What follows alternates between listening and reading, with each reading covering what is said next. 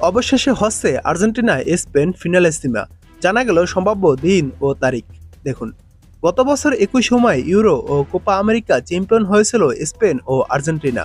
এই দুই দল শিরোপা নিশ্চিত করার পর থেকেই সবার চোখ ছিল ফিনালেসিমার দিকে। ফিনালেসিমা ইউরোপ ও দক্ষিণ আমেরিকার মহাদেশ চ্যাম্পিয়ন হওয়া দুই দল মুখোমুখি হয়ে থাকে। লম্বা সময় বন্ধ থাকার পর ২০২২ সালে আবার আয়োজিত হতে শুরু করে এই ম্যাচ।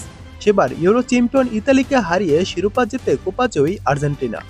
২০২৪ সালে টানা দ্বিতীয়বার কোপা জেতায় আবারও ফিনালেসিমায় খেলার যোগ্যতা অর্জন করে আর্জেন্টিনা। অন্যদিকে ইউরো শিরোপা পুনরুদ্ধার করে আর্জেন্টিনার প্রতিপক্ষ নির্বাচিত হয় স্পেন। ম্যাচের জন্য দুই দল নির্ধারিত হলেও আয়োজন নিয়ে শুরু হয় নতুন অনিশ্চয়তা। সেই সময় আর্জেন্টাইন সাংবাদিক গাস্তন এদুল ম্যাচটি খেলা নিয়ে নিজের সংখ্যার কথা জানান। সে সময় গাস্তন এদুল জানান, ফিনালেসিমা কবে আয়োজিত হবে তা নিয়ে কোনো সিদ্ধান্ত হয়নি, কারণ ক্রীড়াসূচিতে এখনও উপযুক্ত কোনো তারিখ খুঁজে পাওয়া যায়নি। বিশেষ করে বিশ্বকাপ বাছাই পর্ব এবং উয়েফা নেশনস লিগের ঠাসা সূচি ফিনালেসিমার আয়োজনকে সংখ্যার মুখে ফেলে দিয়েছে। তবে আশার খবর হচ্ছে, শেষ পর্যন্ত অনিশ্চয়তা উড়িয়ে মাঠে গড়াতে যাচ্ছে দুই মহাদেশীয় চ্যাম্পিয়নের এই ম্যাচটি। সম্প্রতি প্যারাগুয়েতে ৭৫তম ফিফা কংগ্রেসে এই ম্যাচ আয়োজন নিয়ে একটি বৈঠক হওয়ার খবরও নিশ্চিত করেছে উয়েফা।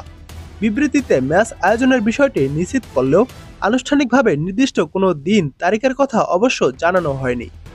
ইউরোপিয়ান ফুটবলের সর্বোচ্চ নিয়ন্ত্রণ সংস্থা উয়েফা না জানালেও ইউরোপিয়ান একাধিক সংবাদ মাধ্যম সম্ভাব্য দিন তারিখের কথা তারা জানিয়েছে। স্প্যানিশ সংবাদ মাধ্যম মার্কা জানিয়েছে, ২০২৬ সালের ২৩ থেকে ৩১ মার্চের আন্তর্জাতিক বিরতিতে মেক্সিকো সিটিতে এই ম্যাচ মাঠে গড়াবে।